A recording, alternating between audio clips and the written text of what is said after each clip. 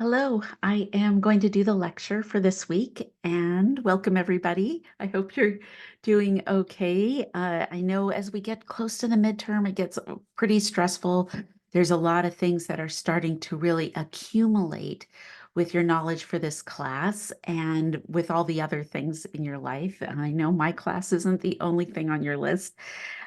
So I hope that you're developing a rhythm. If you're still feeling like everything feels a little clunky in the class for you, please reach out to me.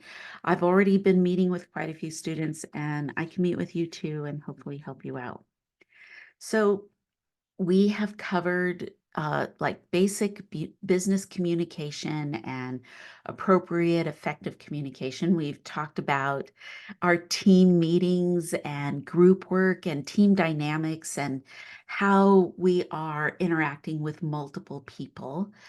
And then week 3, we talked about our listening skills, and we also talked about different types of listening and what's appropriate in how we are really engaging as a listener so that we can be fully present to what the other person is saying. Well, this week, guess what? It's your turn to talk. Today, I'm going to talk about when you speak, different things that you need to start becoming aware of your own style, and what is, if we're back to that week 1, appropriate and effective, how are we adapting that style to the listener ear? So that we can remember always that once we get the mic, we don't just hang on to it and stop being in a dialogue. So we want to craft that for you. So that means that I'm going to start off with informative speaking versus persuasive speaking and low context communication versus high context. A little bit different than as a cultural thing, but as really understanding what does it mean to deliver a message with a lot of context in it versus lower context that is kind of stripped away the details. So we want to kind of understand that. I also want to talk about this week. I put up this idea of business strategies. And when we talk about business strategy, we're really talking about, again, we're back to that audience idea, but we want to understand that business communication, it can be applied in a lot of different situations. It doesn't exist in a vacuum. So what is the strategy that we have developed? And where does it line up? So in our order of things. So I definitely want to talk about that. And creativity constraints and why that's really important to have constraints on creativity. I want to talk a bit about ethics. And I brought in the Communication Code of Ethics from the National Communication Association. They have a credo of ethics and communication. And here you are in a comm class. So let's get that out. And that's one of the things in your next team meeting. I'll ask you to look at that. So these are the things that I'm going to go over today. So let's get to it. Let's go back to that beginning idea. Informative versus persuasive speaking.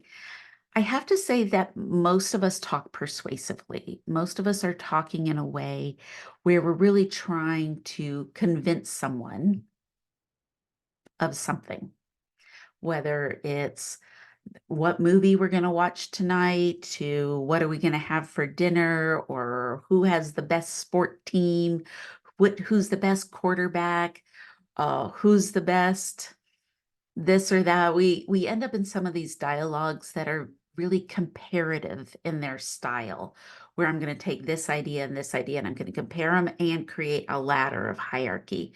And that's okay. I mean, we live in competition soup, and business is a very competitive world.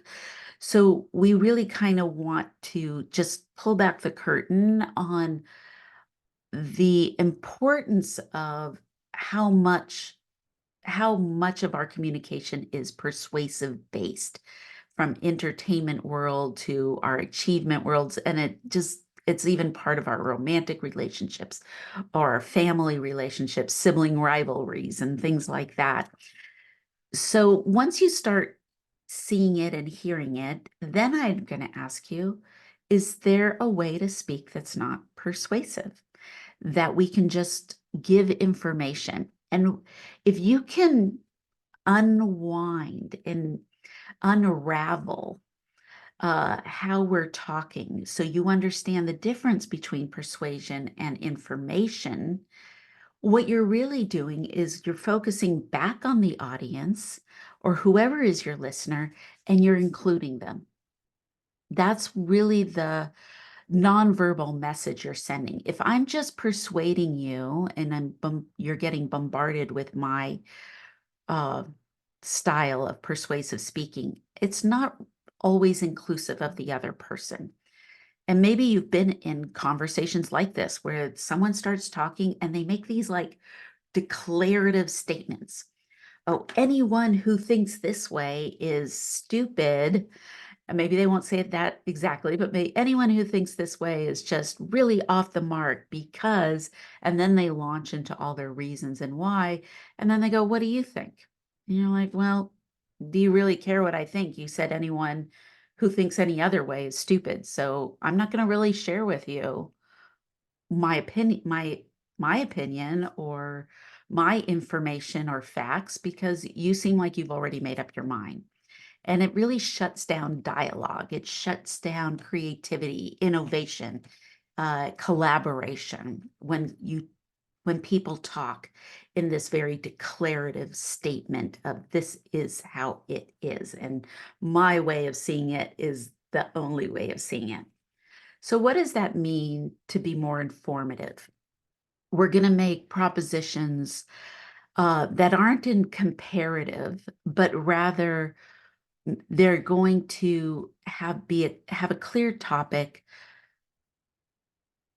that is where I'm just going to state information that I have, but then I want to perception check and open it up for the other person to make up their own mind. So it's the difference. It could be, the way I'm describing it now, it's the idea of we're going to compare facts and ideas and as soon as you get into a comparative place, you end up in a hierarchy. Or you end up in like, we're going to put this information on a ladder. But what if you are trying to get an investor to invest in your business? Ooh, this is a fun one for Shark Tank. Maybe we need a clip from Shark Tank. For those of you who love to watch that show, right? The people come out, they're presenting their idea, and they are very clear about why they're there. They're clear about their purpose. But then they end up in a dialogue. The dialogue is where I'm giving you this information, but it's not like, and now I want your money. I'm going to now be in a place where I want to explore the idea. So informative speaking opens up the conversation and it says that here are my facts. Can I compare them to your facts? Here's my idea. Can I compare them to your idea? Or I want to hear what your idea is. And if we put it in a low context way, we aren't going to display all the information all at once. So this is another thing that persuasive speakers in conversation have a tendency to do. They launch into their worldview or their idea, and then they don't really give the microphone to the other person. And that's why I'm right and anyone else who thinks differently is wrong. Where if we're in informative speaking, we're going to be shaping into a critical thinking experience. That's why it develops more trust in the relationship when you're more informative and you're open to other information. So that's part of what informatives, if we're talking in a way that's more informative. I don't know. Have you ever had that experience? Anyone here? Like, maybe sometimes when we do fall into more persuasive, we get the mic and we got to make our point is because we have always been in conversations with someone who does stage hogging or narcissistic listening, meaning that they're going to grab the microphone back and that's it. We won't get our chance ever again to explain our idea. So we feel like we have to get it in, get it in, get it in this competitive way. And that's one of the casualties of or the collateral damage of the business world that's very monochronic, where time is money and there's not a lot of space often in for dialogue. So understanding these pressures that make up the business world, that means that if I do get the microphone and I do want to stay more informed, I want to actually engage a dialogue with someone who wants to be in a dialogue. I can't promise you the person you're talking to will ever want to be in that with you. But if you end up in a true dialogue where you're exchanging information, you want to know how to say something in that with that brevity, where I'm going to be really concise and clear with the message I'm sending in the tightest form I can. I'm going to kind of weed out a lot of the context. I'm going to say it in this low context way. I'm going to be direct. I'm going to be explicit. I'm going to get straight to my opinion. And here's my point. And sometimes this is nicknamed the elevator pitch. Actually, my mom, when I was growing up, to get me to be able to make my message more concise, she would call it the bus stop summary. So the bus stop summary is you're standing at the bus stop with your friend. I grew up in the city, so we rode a lot of buses. Uh, so it's that idea of we would stand at the bus stop. You can see the bus coming. It's coming. It's a couple blocks away, and your friend's going to get on the bus and go. And how quickly can you get your message to that person before they get on the bus and go? Right? How can I get you that information in that really concise way?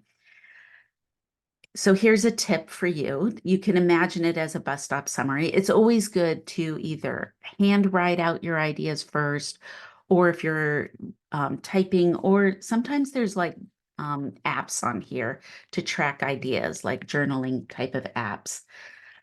You might have something that you already use, but you should have it in a different form before you speak it in some way, because that process of understanding the language piece will help you make it more concise and more concise and more concise.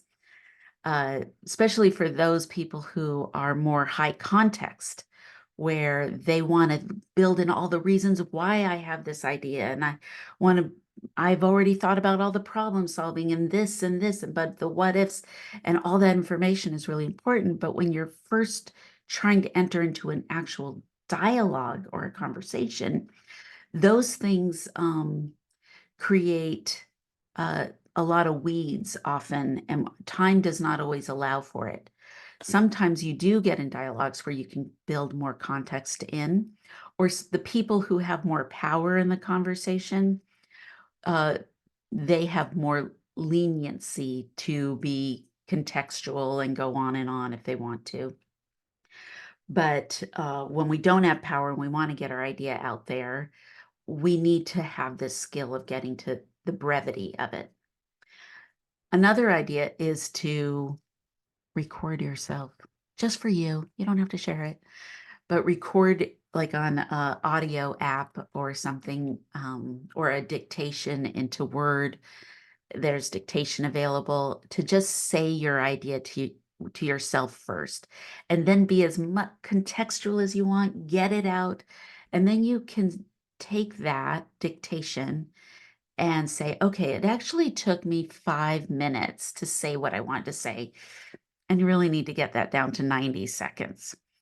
So now take your phone and set in that app, the stopwatch app, or what, I'm not sure what different ones they have with the timer. Oh, it's called the clock on my Apple.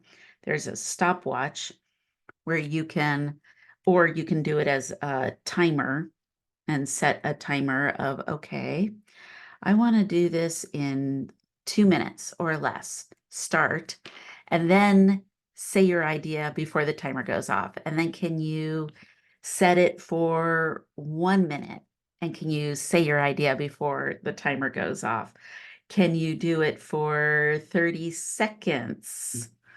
And can you say your idea before the timer goes off? And that's a really good way to start training yourself to be kind of concise. That means you have to practice. Communication takes practice. One of our myths of communication is that just because you know how to talk doesn't mean you know how to communicate, right? We all have to learn how to communicate. It's one of the reasons why you're taking a communication class, I hope, but I hope it gets a requirement done as well for you to get towards your degree. But we need to practice communicating, and the people who really start paying attention to their own style and knowing how to craft it do much better at shifting to being low context or high context, depending on what is demanded. And if you're in a true dialogue, someone's going to start asking you questions, just like I'm teaching you how to ask questions of each other to pull out the context and weeds of it in a critical thinking, kind of critical listening strategy way. So let's start practicing that. Let's start thinking of ways. Do you have a way that you like to practice? I know I sometimes ask my students to make tiny desk presentations, like my little tiny desk lecture videos. What do you do to get ready? This video that I'm making for you, I want that extemporaneous feeling, and I want that lecture style, except I wish I could see if you were raising your hand to ask a question or make a point. I feel like lectures that have that dialogue component are so much more engaging. So sorry, we can't be in a synchronized Zoom room to have that dialogue going, but this works too because everyone has a different schedule. But what are the things you're doing to get ready? I mean, I spend quite a bit of time getting ready for this, not to mention that I've been teaching for an even longer period of time, especially before the pandemic when I had to be in the classroom and see everyone roll their eyes or fall asleep.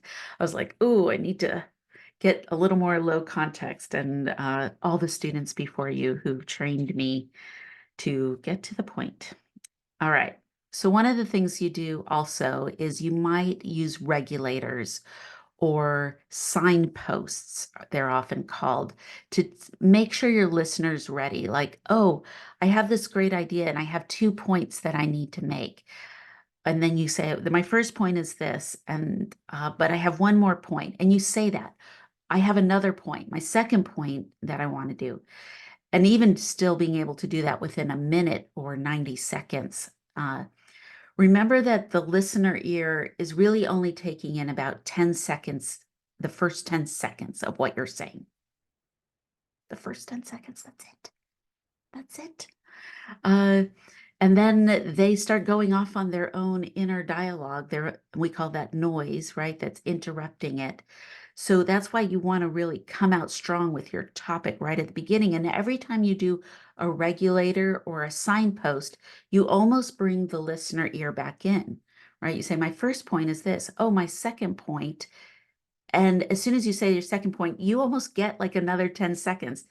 And then if you add, so what I'm trying to ask is, and then at the very end, as you're throwing the ball back, the conversation ball back into the other person's court, that is the point where they engage again as a listener. So that's why signposts are really important. If you're making a tiny desk presentation for me in my class, I might be listening to what's your main point, what's your second point, and how are you summing up at the end. Okay. So I hope that idea of informative versus persuasive. Persuasive can have information. Oh, wait, I want to make one more point. Ooh, I'm doing another regulator. One more point about persuasive speaking is that usually it ends with, I want something from you. I want your time. I want your money. I want your vote. Informative speaking is I just wanted to give you that information. I thought it was important.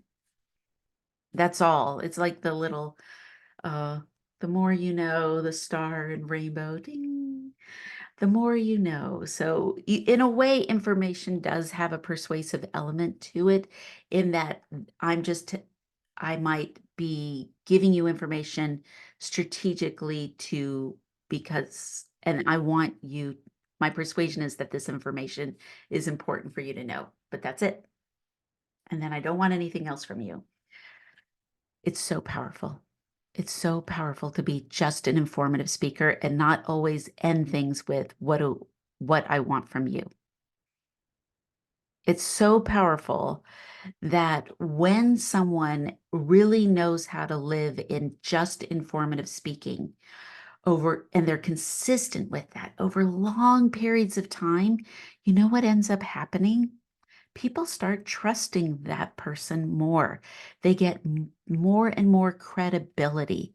And when they get more and more credibility and they build more trust and goodwill, then if you ever have to come in and do ask for something, I do need your help with this. All of a sudden, what happens is you might get more compliance, you might get more uh, immediate yeses to your need, because you've developed a consistent pattern of not always asking for something. So, something to think about.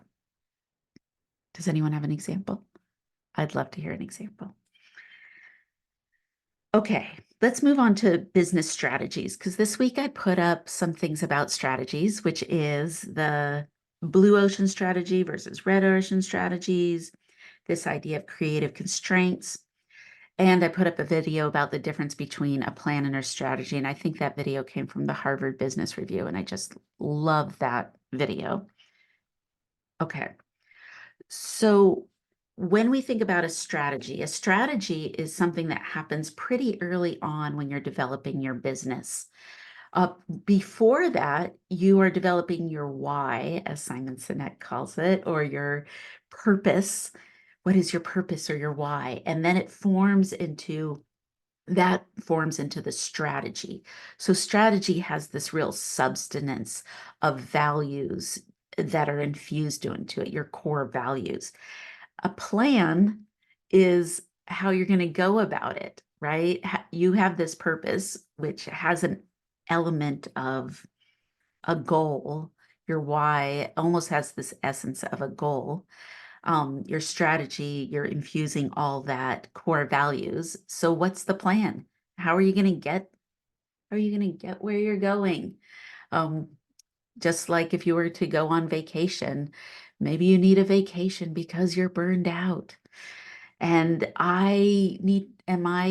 so that's my why. I need a vacation. And I'm burned out, and my health, my purpose is to take care of my own mental health and physical health. And what's my strategy for that? The plan is almost like a task list of things you need to do to get to that destination.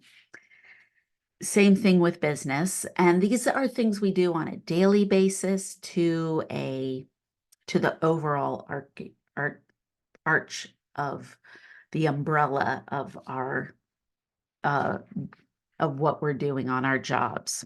So finding ways for these to thread these out.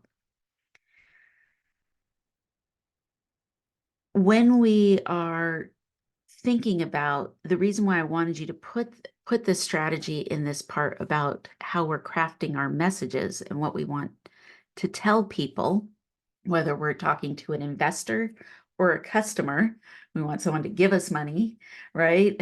On these different levels, that we need to know how this will impact the greater business world, and what purpose does it serve? What's the value behind it?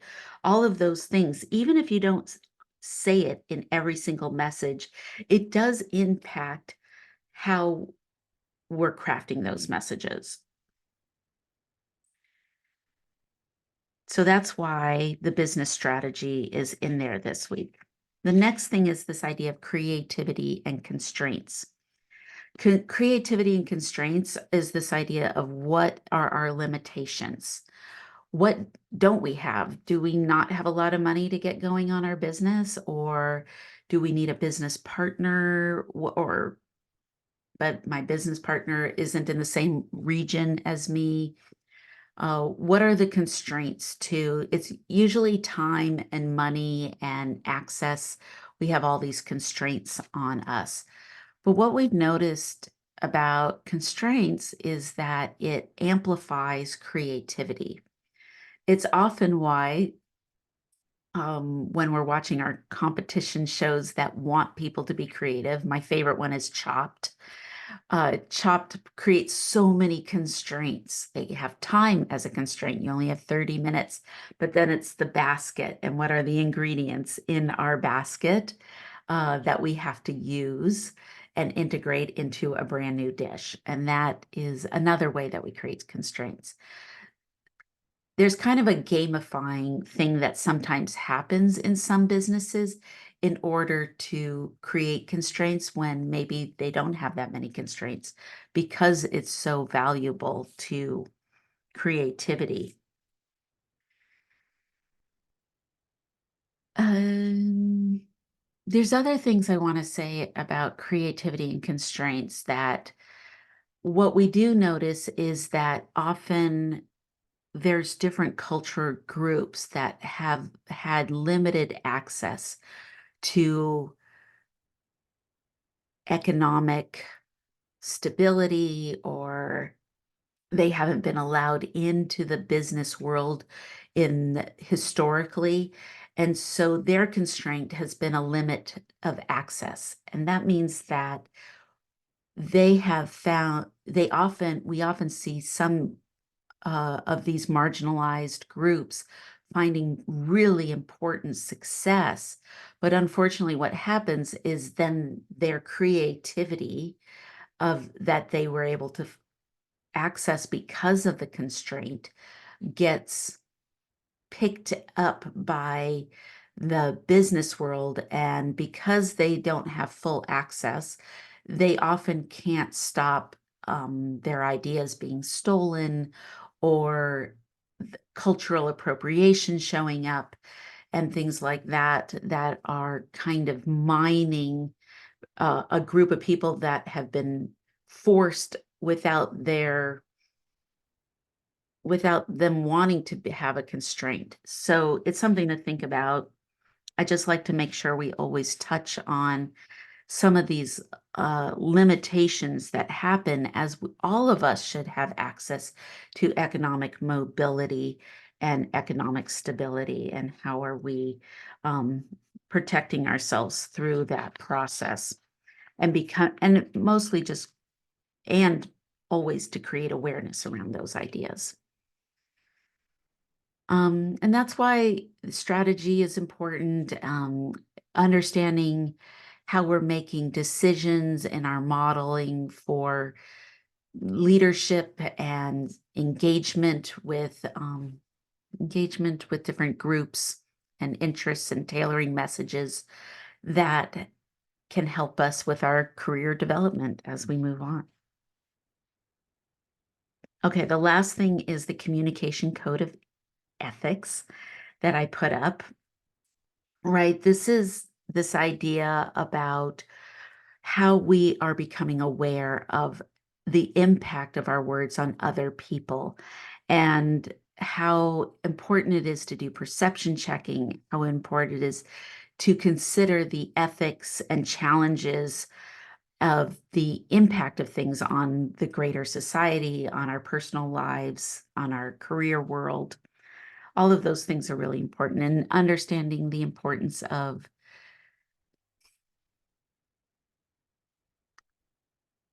inclusiveness and dissenting opinion. So I think I touched about this in my team meeting video, but just to remind us that there's a difference between critical thinking and having a dissenting opinion to make our ideas stronger, and a difference between someone who is trying to sabotage our economic success, and really knowing the difference between that. That's why in the Canvas page this week, I have a lot of vocabulary, especially the confirmation bias and the Dunning-Kruger effect. All of those things are really important to put in our perception biases as we think about what is ethical in communication. So that means that next week, we're going to talk about how we do feedback. We're going to talk about conflict in the workplace.